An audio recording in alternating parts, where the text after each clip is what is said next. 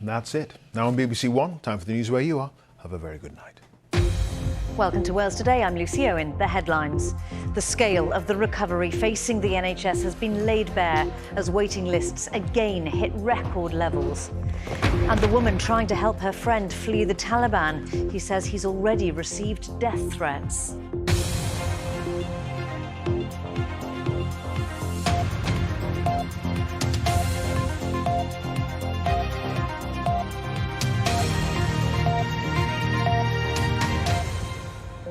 Good evening. Waiting lists for non-urgent hospital treatment here have hit record levels again. Nearly 625,000 people were waiting as of June, and the list has continued to climb on steadily month on month, with waiting figures up by 41% since the early days of the pandemic. A&E waiting time performance was the worst on record, with only 69.8% of patients spending fewer than 4 hours waiting to be seen. Now, £500 million worth of extra funding has been allocated to help health and social services in Wales. With more, here's our health correspondent, Hugh Thomas.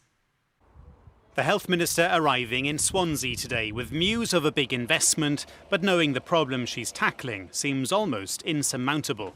Eluned Morgan's visit to Singleton Hospital coincided with £500 million of funding for the NHS in Wales. The bulk of that will go on things like the vaccine programme and PPE, but £140 million is destined to tackle waiting lists, which remain at record levels. This additional funding, we hope, will go towards speeding up that system, speeding up the process, but I do think it's important for me to make it absolutely clear that this is not something that we'll be able to resolve overnight.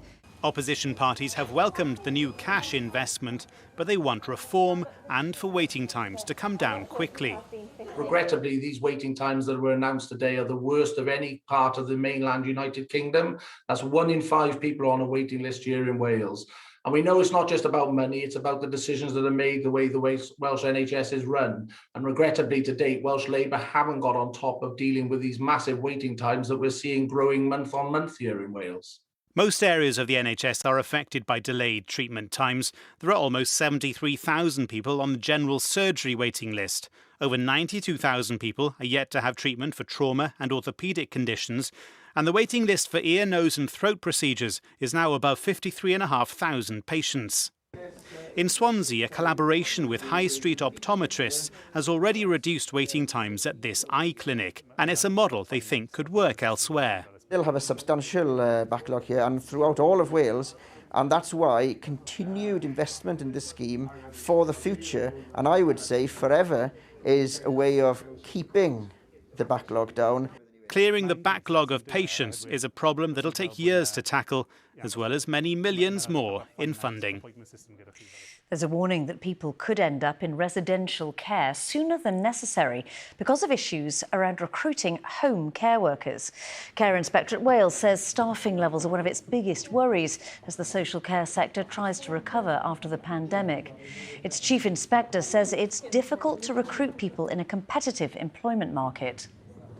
Unless we make social care that attractive career option that's recognised and valued, we will be in this issue of how do we bring people into the sector. And because of the tiredness, and in some places what we're finding is if there's another outbreak, people are thinking, I'm not sure I can go through this again. A woman from Barry says she'll do everything she can to help her friend leave Afghanistan. Anna Prince got to know Ahmed online. He says working as an interpreter for British and US armed forces puts him at great risk of being killed by the Taliban. Ben Price has the story. Hi. Hi. How are you? I'm good. Are you okay? Yeah, I'm okay, thank you. Taking time out from running her gym in Barry to check in with her friend in Afghanistan, Anna Prince says that Ahmad, which isn't his real name, fears for his life as the Taliban tighten their grip on the country. She says he's desperate to escape. I'm just me. There's not a lot I can do except give him that support. I would give up every worldly possession if I could help just one person over there. So I'm going to do whatever I can. So this is the situation currently in Kabul airport. See, the Taliban are firing. These are some of the images Ahmad filmed outside the airport in Kabul earlier today.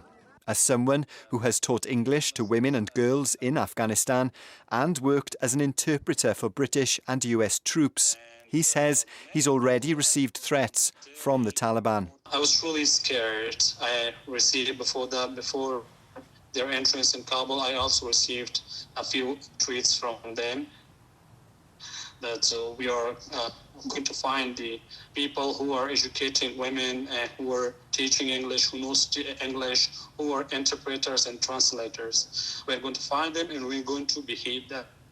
Ahmad also told me he trembles with fear every time he leaves his home. They killed like a few of my best friends. They were my colleagues. They killed them for nothing because they were educated. They did translation in the past with foreign troops. Anna says she's in touch with one of her local MPs and hopes every effort can be made to give Ahmad hope for his future. Ben Price with that report. Cricket now, and Glamorgan are Royal London Cup champions. Nick, gone! That's the moment! Michael Hogan, you absolute beauty, the veteran! Kieran Carlson's side beat Durham by 58 runs to win the One Day Cup at Trent Bridge. It was a first knockout trophy triumph for the Welsh side in 58 years of trying. Carlson top scored with 82 as Glamorgan got 296 for 6 in their 50 overs. Brilliant result for them. Time for a look at the weather forecast now. So what have you got for us, Derek? Lucy, if anyone's playing cricket this weekend, there is rain in the forecast, but not all weekend. Sunday does look better, a little bit warmer, and that sets the scene for next week. With high pressure on the way, it's going to feel more like summer again. Tonight, we have plenty of cloud across the country, thick enough in places for spots of drizzle, some mist, otherwise dry and a mild night, the lowest temperature around 12 or 13 Celsius. Tomorrow we have high pressure over France, low over the Atlantic, with most of the rain affecting Ireland. Here in Wales tomorrow there will be a little sunshine in a few places, especially in the northeast, but on the whole plenty of cloud, mostly dry, but thicker cloud could bring a few spots of light rain and drizzle to the south and west later in the afternoon. It will be warmer than today, the high around 22 Celsius. Across the rest of the UK tomorrow, many areas dry with cloud, a few bright or sunny spells. Rain though for Northern Ireland, this spreading into parts of southern and western Scotland during the afternoon, with a high of 23 Celsius in Norwich. Now tomorrow evening, outbreaks of rain in the west will become more widespread overnight, spreading further east. Some heavy rain in Pembrokeshire later in the night. And there will be a wet spell of weather on Saturday, some heavy rain, but it should turn dry and brighter during the afternoon, but still with a few heavy, potentially thundery showers. Then on Sunday, a better day in prospect, drier and brighter, some sunshine, just 1 or 2 showers, a little warmer as well, and then feeling more like summer next week, Lucy. Sounds lovely, Derek. Thanks very much. And that's Wales Today. We'll be back from around 6:25 in the morning. But for now, good night.